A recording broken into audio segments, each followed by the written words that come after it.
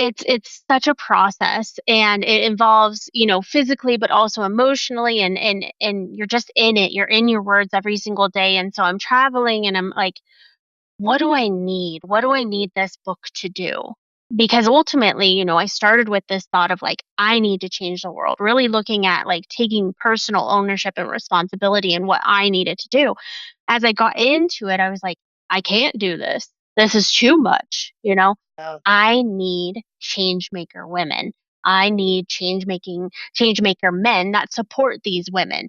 And yeah. that's really where it came from, was like, I'm putting a flag up and I'm saying that we're all, everybody I talk to is like, yes, we need change, right? Like, change Yeah. inspires me. We're excited about it. But what we really need is these systems, these blueprints, and this unity to enact that change. Hi there, and welcome to the HR Podcast. This is Linda Misegadis and Cyndi Manuel, and we'll be your co-hosts. After spending years working in and with HR, we thought, why not start a podcast to support the important HR community? We believe the way things have always been done isn't necessarily what's going to work in the future. So we're diving into topics that support HR and working women as they navigate the future of work. We're talking about professional growth and also how we can support each other as human beings. We can't wait to bring you insights from HR experts, thought leaders, and inspiring women who are making a real difference in their organization and communities. They'll share their journeys and tips on balancing work and life in a better way.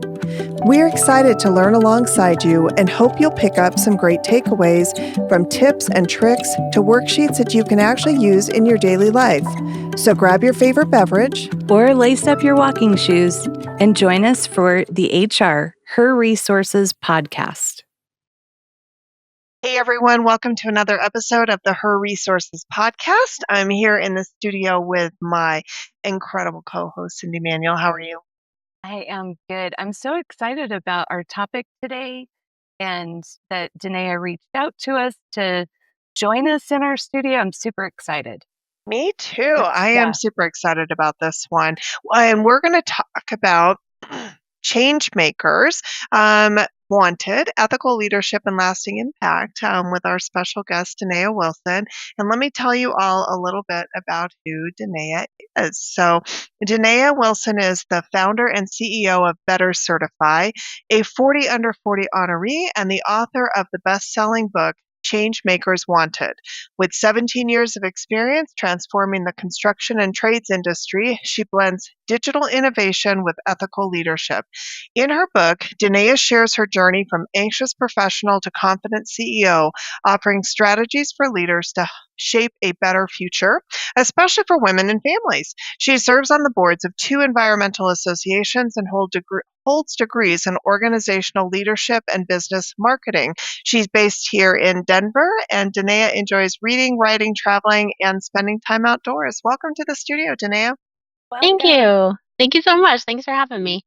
Absolutely. No, well, I know this is near and dear to Cyndi's heart because it just has the word change in it. So, change and kids. Yes, Yeah. that's right. All in for sure. So, no, I love it. Danae, tell everybody a little bit more about you. I mean, your bio just barely scratches the surface of who you really are. So, yeah, and I really enjoyed the book. It's a really great read. So I will encourage everyone to check it out for sure. Yeah.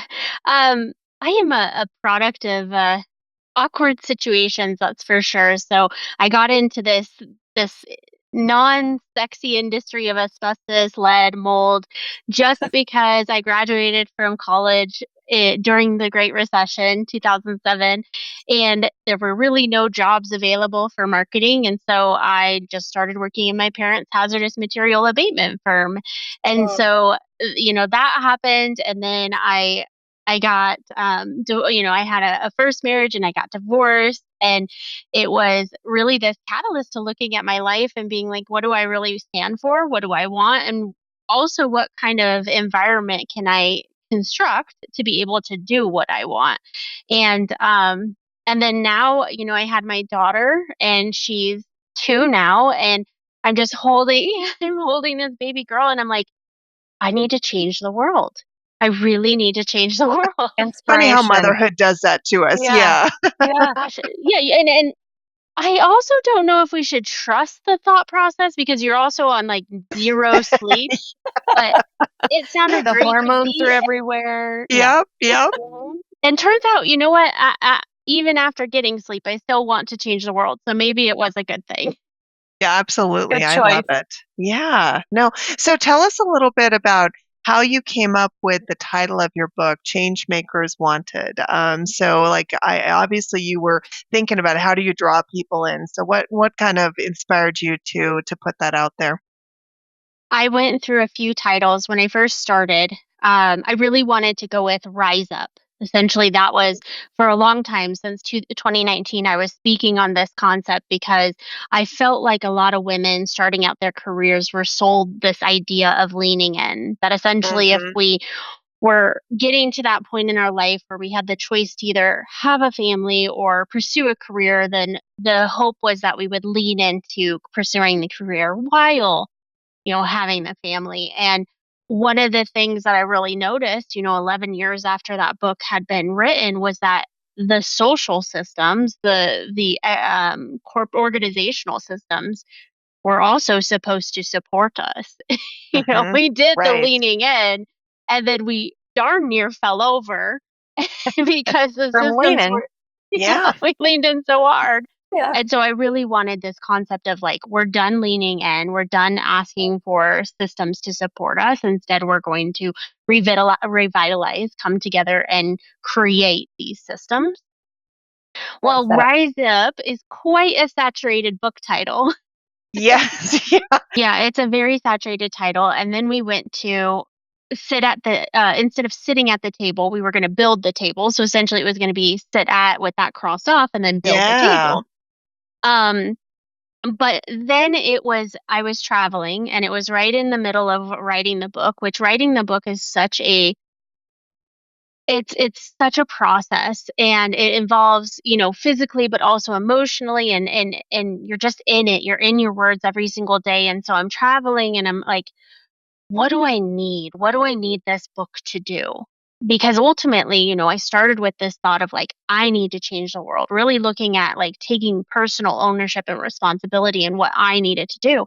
As I got into it, I was like, I can't do this. This is too much.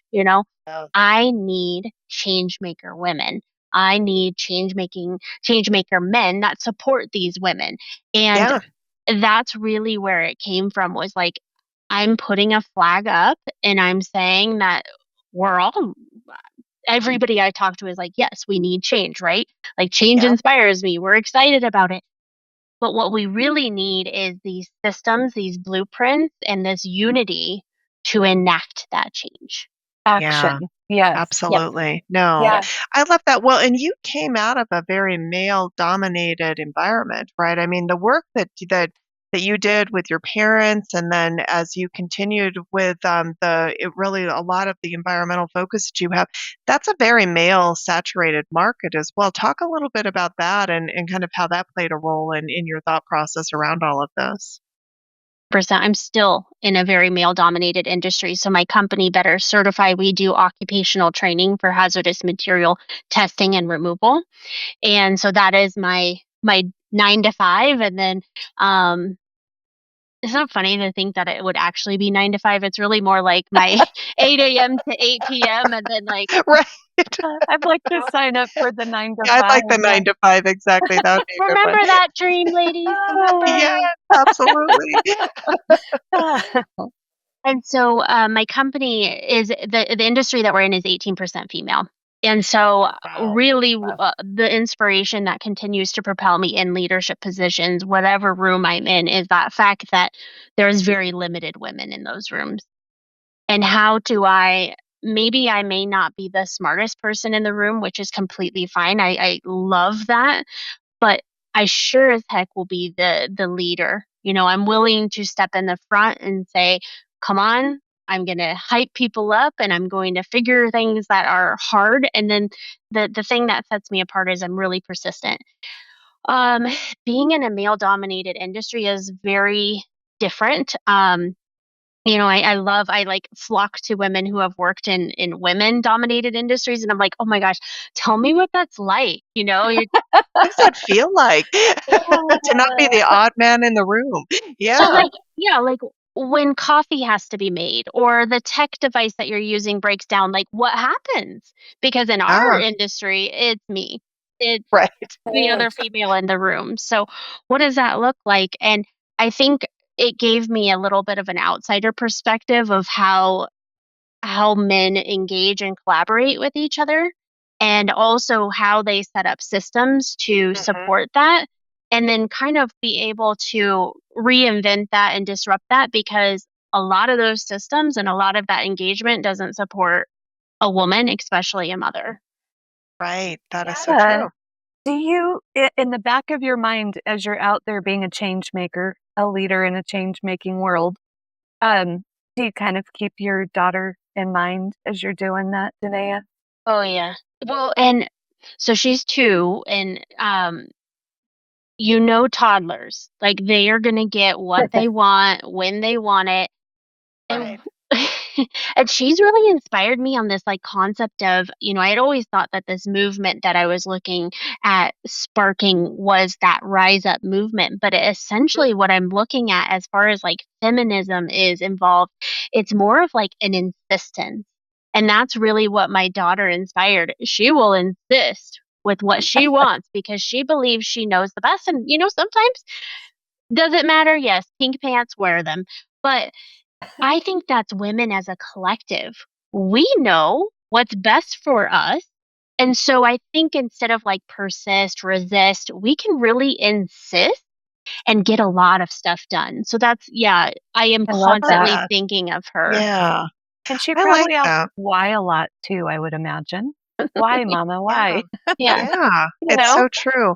Well, and I like that you reference back because I remember when the Sheryl Sandberg Lean In movement really happened, and I found it a little interesting as well at the time because the difference between someone like Sheryl Sandberg who has the financial resources to lean in because she has nanny care, she has these additional resources available to her, and she was sat in a pretty big, I mean, she continues to sit in a power position that gives you a lot more latitude to do some of those things.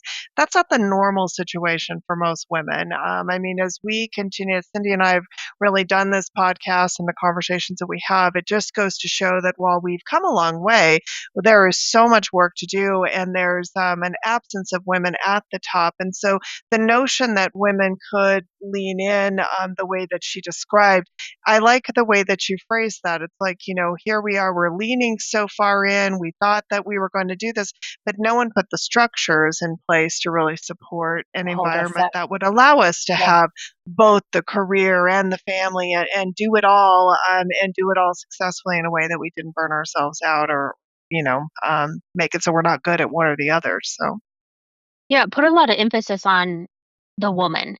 And yes. the thought was that if you leaned in instead of pulling away from your careers, so essentially that means you're going to be taking on more work roles, Mhm. that you would rely on your husband to be able to do more work at the home and also take a stronger role in caretaking. But what that requires women to do is have tough conversations in both places. And what Very ends true. up happening is women just get tired of everything just being so hard that they keep piling it on themselves. And I So know true. that Yeah. firsthand. And so leaning in really is just setting women up for failure. What we really need is someone at the table being like, girl, I got you. What do you need? Yeah. I'm Yeah. here with That you. collective, yeah, Yeah. like all of us coming together. Can I ask a question too? And this is, I guess, a little bit more personal, but you mentioned, battling anxiety and becoming a leader in your field. Can you talk a little bit more about that? Because you just were sort of mentioning some of that, and I'm feeling a little tense as you're talking about that. So, Yeah. can you share with us a little bit more about that? Yeah, so I'm a people pleaser for sure. And I Yeah. when I first started, yeah, a lot of women We are. know all Yeah. yeah, raise our hands. Yep, exactly. So true. Oh my goodness.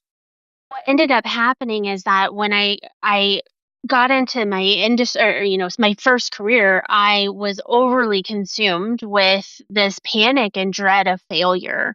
And then I'm also in a male dominated industry. I'm also working with my parents, so I'm representing like the family unit, the family name, and I quite honestly was breaking at any time where I got into a situation where I felt confined or didn't know the parameters of the situation. So we would go on job walks where, I would be told to go into a crawl space, and sometimes a crawl space would be just a tunnel and you didn't know where you were going, and you also didn't feel comfortable to be able to say like, I don't feel safe in this environment. Yeah. And I got so far into my generalized anxiety disorder that I was having panic attacks at least every minute. It was that bad. Wow.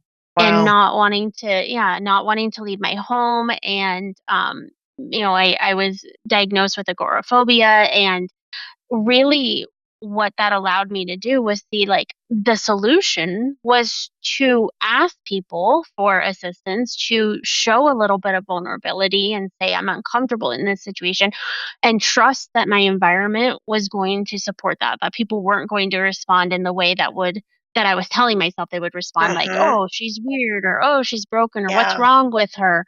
Right. And it took a lot of cognitive behavior therapy, a lot of exposure Mhm. therapy.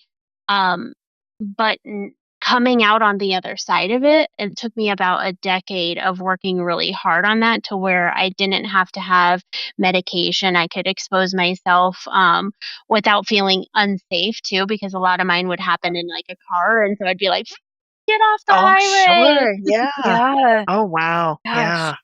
And Thank it's you so really, much for sharing this oh, with us. thank you. That's really How courageous. scary to go through all of that, and especially in the field that you were in and the work that you were responsible for doing. I mean, and I think, so oftentimes we just stuff all of that down, right? And so, good for you for trying to figure out a path forward, and obviously celebration because you're on the other side of it. Because I know you travel all the time, so clearly you were able to overcome the agoraphobia, which is huge. So, Mhm. And I think it's really important to now that it, because I did the last flight I had, it was one where we were hitting bad weather, and so they were talking mm, about diverting it. I was tired, and so like it sparked up those same feelings of panic. sure, Yeah. I think it's important that like you never recover, right? Like you never fully get through it, but you certainly, my toolbox is full of That's so many awesome. things, yeah, that I'm able to do. And I also have people around me, like, which I didn't trust at the very beginning. I have people around me that I am comfortable saying, like, hey, can you fight back for a second?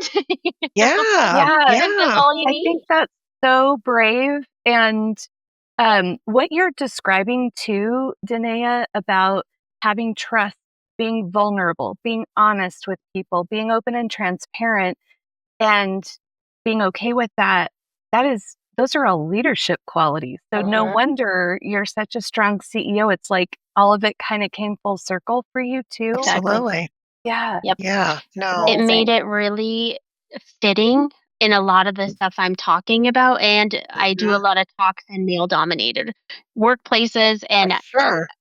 I'm like, hey, I know that this is going to be an uncomfortable topic, but what if being vulnerable was the key to uniting your company culture and Yeah. being able to talk about it, and starting with something that's so near and dear to my heart, something I've lived through, I still live through.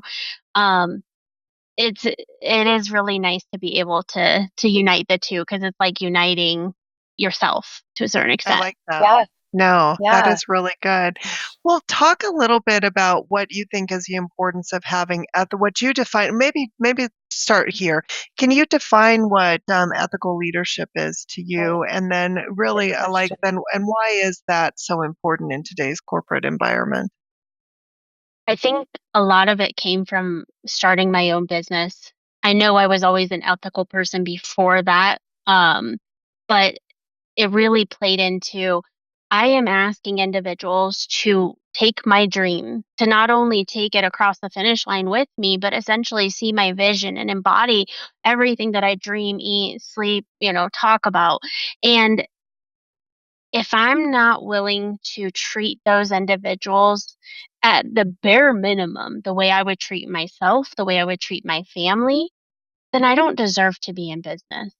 And I think that ethics comes from that understanding of community and the importance of community. I mean, you need it both on the business level, like the organization internally in the organization, but also externally in your environment, your Mhm. economic culture. And so making sure that community is at the forefront of everything that we do, because somehow we really as a society got off kilter, and bringing that conversation of ethics to the forefront. Yes, you may be able to do it. You may be able to figure out a way to pay people less. You may be able to figure out a way to replace humans with AI, but is it ethical?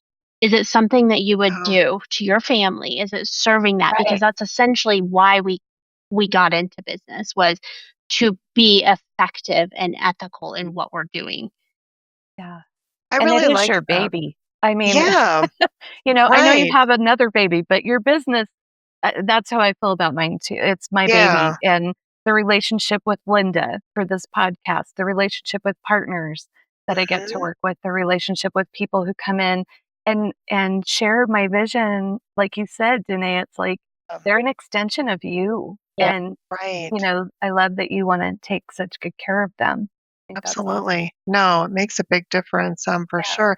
You talk in your book about really kind of in putting in place too, more around like equitable practices, especially around benefit plans, because I do kind of think like women are treated a little bit like, we've seen a lot around menopause, right? There's been this big awareness around menopause these days, which is great. I mean, I'm glad that we're talking about it. It's something that should be talked about, but a lot of these things also then make it so that it looks like we're weird and different, when we're not weird or different. We're different because we're women, but it's not because of any other reason. Then that's our normal, and then this is your normal. So talk a little bit about what you mean by that and why that's such an important piece of of what you really, because you talk quite a bit about that in the book, and I think it was a really good point that you made. Well, I struggle with equality as a whole, and I know if we stop the podcast now, everybody be like, "What?" But essentially, we're trying to be equal to, and we're trying to be equal to Oh, I men. like that. And Mhm. I think it's really difficult because the more we strive to be equal to men when things are not the same at all, Yeah. just biologically, I mean, just look at the way that like our bodies are yearn for the caretaking, and not everybody, but it is like Yeah, inherently it one thing is. that a lot of women experience. And so if we take that notion out completely, that we're not Mhm. trying to be another man in the workforce, then essentially what equality looks like is being treated fairly and making sure that we have the resources for what our individual needs are. So essentially, if like whether it's caretaking of an older parent or caretaking of a younger child, we need flexibility across the board. And now as we continue to move into where men are stepping up and doing more of the caretaking roles, then we don't have Mhm. to worry about like saying it flows into a gender specific, Yeah. women have only access to this and men only have access to this. Instead, it's more about like what are the individual needs of your workforce and how do we Yes. make systems that can support. I think to me, I don't understand why this is so difficult for corporate America, because essentially, like, we're asking individuals to spend a third of their lives, working age lives in our organizations. Right. And then we have to start treating them better and putting these systems in place that allow them to not only disconnect but thrive outside of the workplace. Yeah. And so that's really where it comes down to. And I felt like I had to not only ask these questions and find out real issue. I didn't want to uncover any problems without Yeah. offering a solution. And so Yep. one of the things that I advocate for is like this concept of individualized flexible benefits plans. And what those are, essentially, when I'm sitting across from you and I'm hiring you, I know exactly how much it's going to cost me to hire you. If I don't, then I should. But Right. essentially, like, let's say your salary is $100,000 and then you have this benefits package. And if you decide, well, I don't want the healthcare policy because perhaps my partner has one and I'm under the, you lose that money as a benefit, essentially, That's true. And so what this IBF plans do is they essentially switch that to a point system and gives a framework for being able to allow someone to utilize that in somewhere, another place. So maybe they would want a Yeah. gym membership, or maybe they would want, what $1,000 stipend for childcare, whatever it may Yeah. be. It's something that they can apply to that, which also helps women because I acknowledge this in the book too, and I have many friends who have chosen not to have children, that women get the brunt of the responsibilities when maternity policies are Yeah. injected. And so, Yeah. how do we make sure that we are now operating as more of a community as opposed to just individuals with needs that are trying to all be looked at the same level? I like That's that. so true. Yeah, each person is an individual. I mean, it just seems common sense to me, but Does seem a I little know common that's sense, not but yeah, it's not how how it works. it Yeah, Yeah. isn't, but it exactly. should be. No, it's true. Yeah. Well, and it's interesting too, even as we start to see the introduction of some of these, the paternity and allowing men to take time off after the birth or adoption of a child. And that I was sitting in a room one day with it was a group full of men, one of the conversations is one of the employees is spouse was going to be having their baby soon, and they were talking about when was this person going to, take this time off and everything. And it was an old, a little older group in there, and the idea was like, gosh, I never took any time off, and it is kind of funny because it again it kind of speaks to that what you're talking about is normalizing that women are women and our bodies need time to recover. How awesome would it be if we actually had someone there who could help us during that time and that they weren't penalized in work on that? And how great would it be if that wasn't look like a weird situation that we would expect our spouse to Mhm. actually participate Yeah, after the birth of a right. child, so but it's a mind shift that I think is going to have to change. And I like what you said too. It's not about equality, it's about equity, and it's about who are we trying to be equal to. And what a powerful statement, like, why are we trying to be equal to men? We're not men, so why are Right. we trying to be equal to them? And men aren't women, so they don't need to be equal to us. So how Mm-mm. that is, I loved that you said that, because it's not about equality, it's about equity. I And don't it's want to be a man. individual. No, I don't Yeah. wanna be a god. Yeah, It's I'm with you. the Yeah, same. Like, I'm I'm happy to happy be being a treated man. very different. Exactly, yeah, no, I totally agree. Yeah, no, I love that. What kind of advice would you give for organizations who are thinking about maybe doing something like what you've talked about there in those individual benefit plans? Because that's generally where the challenge comes, and this will help our HR listeners out there as they're thinking about it too, because, the truth is most HR departments are made up of women, and so it might be great for them to be thinking about, are there ways for them to incorporate these thoughts in as they're working on benefit strategies for different corporations? Mhm.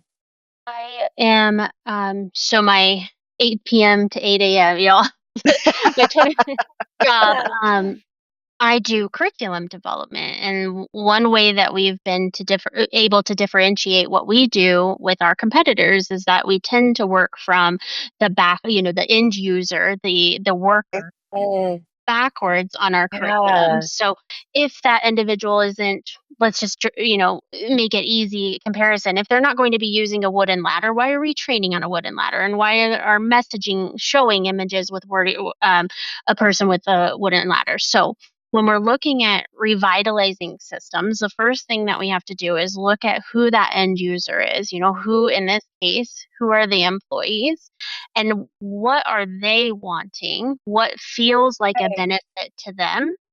Yeah. And, and then once you have that data, you're able to then compare it with what the organization can do, physically, Mhm. as well as what are the organization goals and for example, if an organization wants to have a mission of supporting working families, then it might be really important for them to have a policy that supports that. For example, childcare on site or off site or a stipend. And Right. so making sure that you have those two crucial discussions, and it might require the HR leader, the HR team to be in two different rooms, but bridging the gap between them. And then utilizing a flexible enough policy to where it is not going to segregate or benefit just one part of Mhm. your employment employee group. I like that. Yeah. Were you gonna say something, Cindy? You look like you had a thought there. No, I think I love anything actionable that we can provide to our Me community. too. So thank you for sharing that. I think that's awesome. Yeah. At the Delta Principle, we are transforming the way you experience change. Have you ever experienced an organizational change where your employees pushed back because it was too much, too fast, or they just didn't understand why they couldn't do things the way they've always done them? What about where communication was non-existent or unorganized, with important updates getting lost in the shuffle, leaving people confused? And have you ever experienced change where morale was at an all-time low because the change felt overwhelming and not aligned with your organization's culture? If you are being asked to lead an important organizational change, especially if you're new to leading change, or if you're just feeling overwhelmed, the Delta Principle is here to support you. We work closely with you as a trusted partner, co-creating real-world solutions to address your unique challenges, and we equip you and your organization for future success. Are you gearing up for your next transformation journey or exploring ways to strengthen your change management skills? Then let's connect. This year, we're thrilled to introduce Leading Change, a training designed for leaders driving organizational initiatives, and Navigating Change, a training tailored to empower teams and adapting to change with confidence. Our coaching and training sessions are fully customizable to meet your organization's unique needs. Reach out today to see how we can partner with you to make your next change a success. You can find us on LinkedIn or by emailing us at info@thedeltaprinciple.com. Absolutely, because I think that that is important. I'm curious, like, what advice would you give? Because some of the problem starts with the insurance company, and while obviously we can't change that, that's pretty big to move. But there are ways that organizations can work within those benefit plans, providers to kind of think about this. What kind of advice and guidance would you might give, especially as they're thinking about developing individuals as a business owner yourself, thinking about how do you approach that? Well, first, with anything, this feels hard and heavy because we're essentially talking about overhauling something that maybe this particular organization has done for decades upon decades. So Right. I think that's what causes us to continue to go with the status quo is because it feels so hard. And the climate right now is not encouraging to adding one more hard thing to our Right. day-to-day Right. tasks. But if you're able to get past that and say, what is not hard, right? So, like, what is that first step that's not hard? What's not hard is coming up with a way to change our internal policies that benefit our employees, that support Mhm. our employees, that also allow us to be competitive in the open marketplace to make sure that we get employees that will thrive in our organization. So Yeah. those things are not hard. And so maybe like when you're talking about the start, maybe you're putting that on a sticky note and putting it on your computer so that you know the why behind the hard that you're getting ready to do. And then how do you break that up? And now we have AI, and so we're able to take like complex things and break them Right. into bite-sized pieces. So we're talking about the input being like I want to do X and my goal is to do it over 3 months. Can you give me a Mhm. weekly benchmark that I can work That's towards this? awesome. Yeah. And then you can also go back to it and like, I didn't hit the benchmarks for the last 2 weeks. Can we reformulate this? And then Oh, what is the barriers? You can list those too. I'm currently struggling with XYZ. How would I revitalize that, or how would I approach that? And so I think it's important to understand that if you're going to try and implement flexible policies, you also have to give yourself some grace and flexibility in the implementation. But the thing that stays like core and true is that why behind it, and then you just keep chipping at it.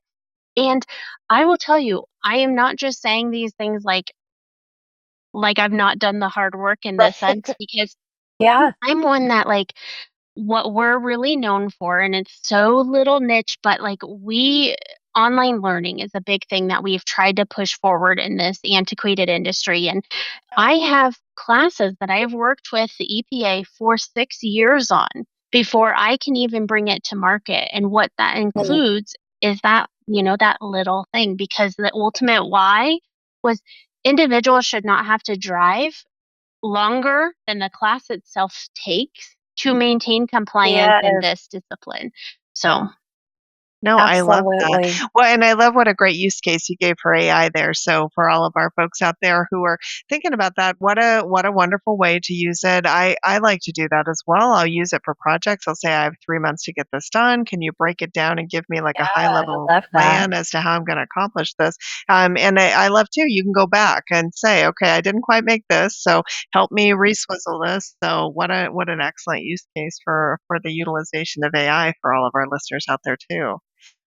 Yeah. What role do you think women play in driving societal change? Because I know that's important to you as well, especially as we're thinking about changing the world out there and inspiring our other change makers and kind of coming in. What role do women play in all of that? Because women have a tendency. There's a lot of really smart, powerful women out there whose voices are never. And so, what are your thoughts around that? I know it's a little too aggressive to say every role, but I am very much pro women. I find Yeah. that when I and there's the data to support it too.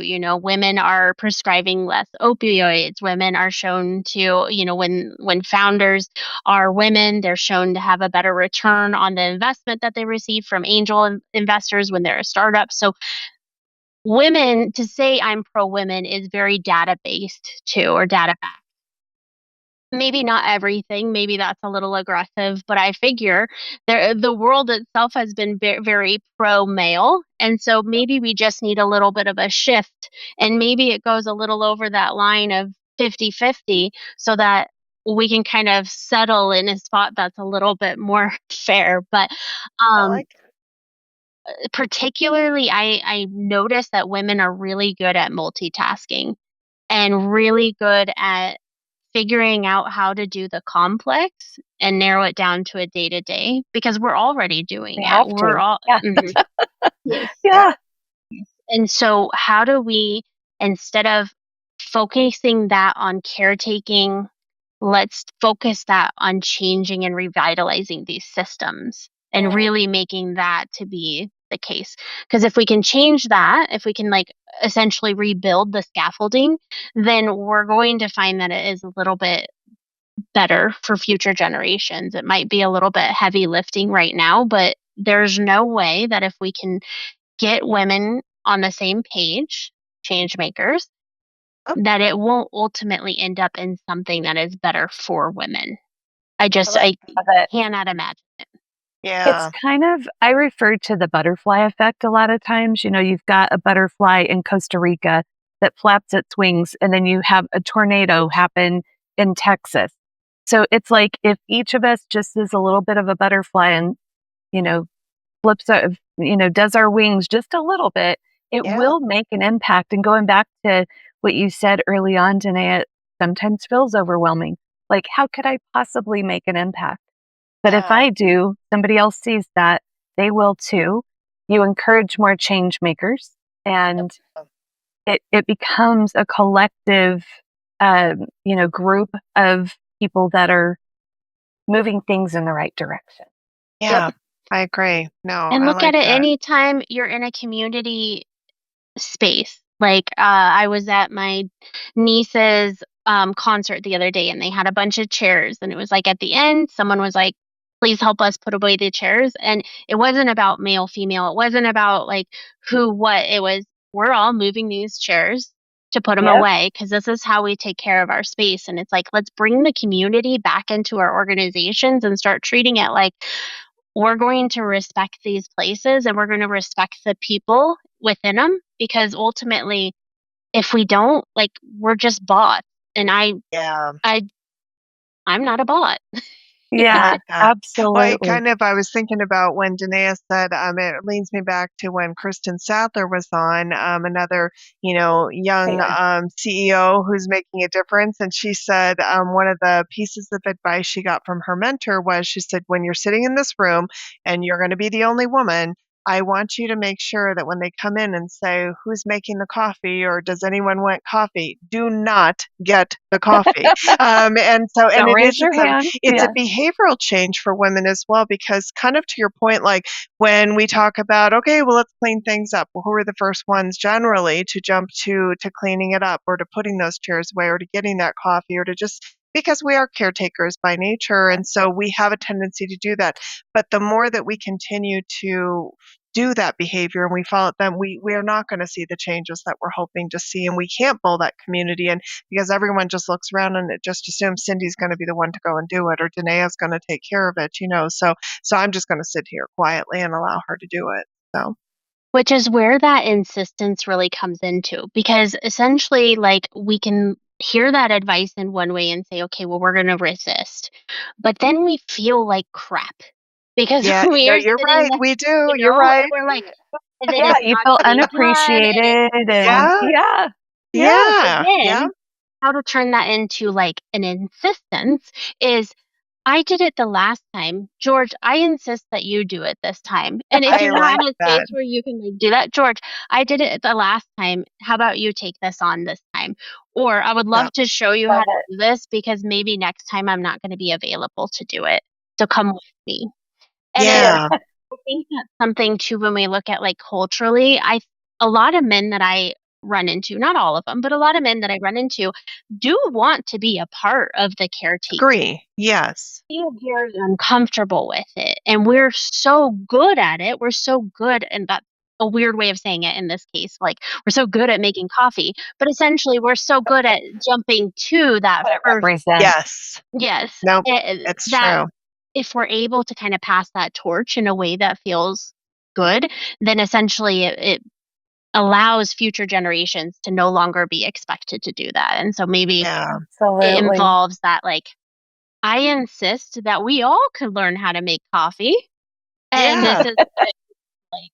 I like that. No, it's good. Yeah. Well, it's kind of a lesson that I've learned throughout my 30 some years of marriage is that, if I want my husband to participate, I cannot critique everything he does. So if I'm going to come behind him and reload the dishwasher because I didn't like the way he did it, or if I'm going to refold all the laundry because I don't like the way that he folded the laundry, why is he going to do it in the first place? Right. And so I think there's also trying to find that balance to say if we want to see that happen, then unless it's super super important to me that that's the only way the dishes will ever get clean, then I need to take ownership and I'm going to be the dishwasher person. Otherwise, if I want other people to jump in and help, then I have to accept that they're going to do it different, and it may not be my way, and that's okay. It's like, but that's a part of that as well too. I think some of it is letting go of the control that we have. Like you said, you feel uncomfortable. Like, it's very uncomfortable for me to not jump in and start cleaning stuff up because it's just natural to do it. And so then I feel very weird if I just sit there waiting to see if somebody else is going to do it. Then how long do I wait? And, at what point do I just give in? And so it's like this little tiny shifts in behavior, but they can Mhm. have really big impacts. Intentional So, shift. yeah, Absolutely. yeah. No, Yeah. I like that. Yeah. No, this is really good. So what kind of advice would you give? Because one of the things that I do think for aspiring women who are coming up, young women, women who are just out there that are trying to figure out their way. Sometimes I've seen a little bit, it can come in a little too hard and fast with like, we're going to change everything and you're going to do it our way because it's a whole new, world and this is how we want to do it. And that can be off-putting as well. So what advice would you give on how to find the balance between being that change maker, making those intentional shifts in behavior? Like, what advice would you give for young women who are thinking about this stuff themselves? Because we're not quite there yet where we can just, we've still got to ease into this a little bit, I think. Hmm. Yeah, if we're talking specifically to younger women, I would not be where I am today if I hadn't spent years learning about the industry that I'm in. And a lot of that came from I wasn't maybe I didn't feel like I was ready to take a leadership position, but essentially I think it's really important to sit in the back seat for a little bit and pay Yeah. attention about, what is going on around me, because in order for me to propose ways that we can assist women in male or dominated industries, I had to understand how a male dominated industry works. And I couldn't do that if I came in day one and said, "Excuse me, you're ignoring me, and I think we should do X, Y, and Z." I needed Yeah. to sit at the table, or maybe sometimes it was be in the room. And so Yeah. sometimes if that can't be done in your organization, you can do it in a environment where it's a group. I'm having a hard time thinking of the name of it, but essentially when you're a networking event. Yeah, yeah, yeah. So, like, Yeah, that could be a really good absolutely. way if you don't feel comfortable, like, in your organization being around those individuals or, like, asking questions, and go to a networking event and just learn, listen, walk around, and Ask understand how questions. people are engaging. Exactly. Yeah. And then put that in your little power planner for the future on what you Yeah. really think would be important, and then you get, like, the experience and the data and take it all together, because how you feel today may not be how you feel when you're 30 or 40. So you don't want to just Yeah. ostracize people that are willing to help you by being a little bit too insistent on change day one. Yeah. Absolutely, I like that. What advice would you give to those women like Cyndi and I who've maybe been around the block for a little while here? What advice would you give us? Because I think to your point, it's like there's two schools of thought here. You have your younger women who are coming up, and then you've got other women who have been in the workforce for a long time, and sometimes we're kind of stuck in a pattern that isn't necessarily helping to make the changes necessary. So what advice would you give to women like us? Well, women like you, assuming that it's similar to a lot of women that I've met, where they're 10 to 15 years before retirement. I turn, I kind of talked about it like as senioritis in high school, where it's essentially you become focused on that retirement. And Yes, That's so true. it it is is. so true. And I only have, again, going back to that, like being in rooms where normally you wouldn't normally be in, Yeah, a lot of it had to do with that networking, because I would be at these networking events with women that were, 50s, 60s, and I didn't have a lot of women that were 20s and 30s. And so I got to see a lot of how they engaged with each other and what they were looking forward to, and what experience they had when they were coming up in their careers. Well, essentially what I'm asking for women that are older, instead of focusing on that endpoint or that exit from this industry, focus on impact and what can we do to make sure that all that, because y'all did some hard work, right? Like y'all came up into a lot of stuff that we gratefully don't have to deal with, but yeah, there is stuff that you can do. There are, having those conversations, or when you are in the room and you see that a woman is being tasked with getting coffee or tasked with taking notes or Yeah. tasked, like that. you're bringing it up like, "Hey, I actually haven't seen George do this in a while. George, can you help me out with this?" Yep. Yeah, You're yeah, allowing that. Advocate. yeah. Exactly. So I always say, like, in a very, like, sad way, but, like, "Don't give up on us. Don't leave us yet." Thing, but I like that. No, Well, that's being my great able little advice. girl is 21 years old, Danaya. So I am definitely, and Linda has met, my daughter and other um, people that she's friends with, and we've Yeah, actually had a couple on the podcast before. But I feel like we're paving the way for those coming after us, and hopefully we can help them. I learn as much as I think I help. I probably learn more than I help. So I appreciate what you're saying. Like, me don't just too. focus on the end goal. Make Mhm. sure all Yeah, this hard work leaves an impact for people coming behind us as well. absolutely. Thank you. Well, and these women, are fierce. Your daughter saw her mom very active in a work environment, And she will also, that will not be like, oh, can I do this? She will come through the door and be like, I absolutely can do this. And so what we want to do is empower her with ways that she can be effective when she enters that door, because we don't have to worry about like, whereas like maybe my mom, who was a stay-at-home mom and didn't have a career, maybe it was harder for me to be like, well, should I have a career, or do I want to have a career? What does that look like? There's no question. They can have a career. Now it's, what does that look like, and how do we make sure that the social systems are going to support them so that they're not taking it all on and then feeling burnt out before they're even 30. Absolutely. I Yes. love that. Yeah. That's a great No, point too. that Yes. is a really Love great it. point. Yeah.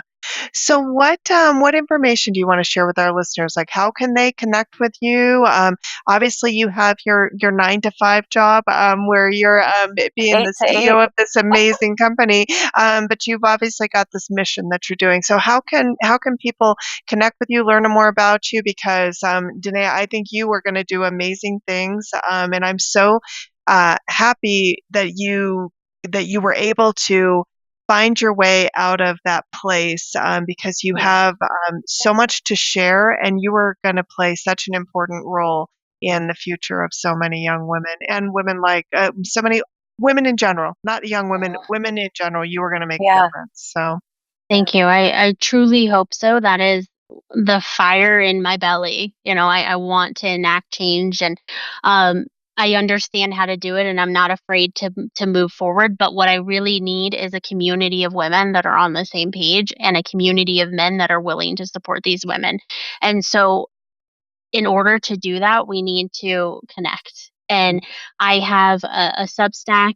It's called the Spark, or the Changemaker Spark, and I talk about ways that we can unite, ways that we can move forward this change, as well as I would love people to pick up the book Changemakers Wanted. It's available at all stores, also ebook and audiobook. Um, and really allowing that to guide the message, especially in a time right now. Essentially, this is hope, right? Like, this is the hope that we need in a time that is so against diversity, so against, I feel like, women. Mm, Connecting now in one of these ways is really going to spread this message that we are able to get these things done. um, there's no better time for it. I love And it. I saw too, if you're local in Colorado, either this Sunday, May the 4th in Colorado Springs, or Saturday, June 7th in Denver, you've got some book signings and kind of talking about your book and stuff too, right, Danaya? Yep, I'll be in Colorado Awesome. Springs at the Barnes& and Noble off of Briar Gate. There's 2 of them in Colorado Springs, so I'll be at the Briar Gate one, 11:30, really till 3. Just meeting people, handing out the Spark pens. We have like these Spark Yeah. lapel I know. I pens. should have wore. I was thinking I should have worn my pin. Yes. And the concept behind that is, again, it goes back to that like anxiety and that mental health, and like walking into this space, because a lot of times it's hard to just get to those network events, or It is. because you feel different, or maybe you've got so much anxiety that's telling you like you should or you can't. And it's more of that, like, I'm willing to have hard conversations with like-minded people or not, and I am a spark to that. So Love that. I'll be handing those out and then signing books, and then also at the Tattered Cover in June.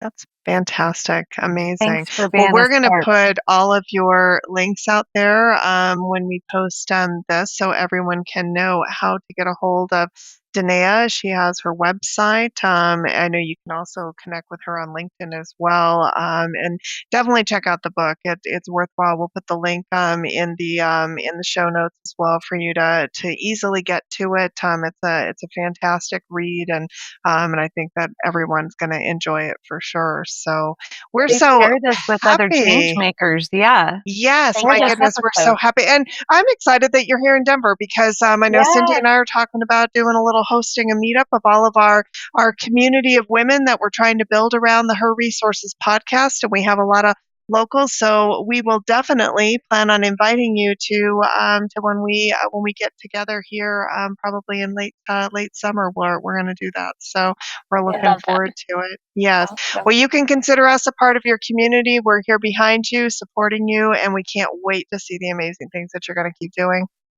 Thank you so much, really. Thank you for and having this platform too. Essentially, you're Yeah, lifting up voices and giving us space, and in a world right now that is a little bit against that. So I love it, and thank you. absolutely. You're welcome. you. Well, thanks to all of our listeners out there. Thanks again, Cyndi, for another great episode. And too, of course, Linda. as always, like and subscribe. We're on all the streaming platforms out there. So let's get the word out there and let's keep supporting one another. It's so important, as Danaya pointed out. So thanks, everyone. Have a fantastic day.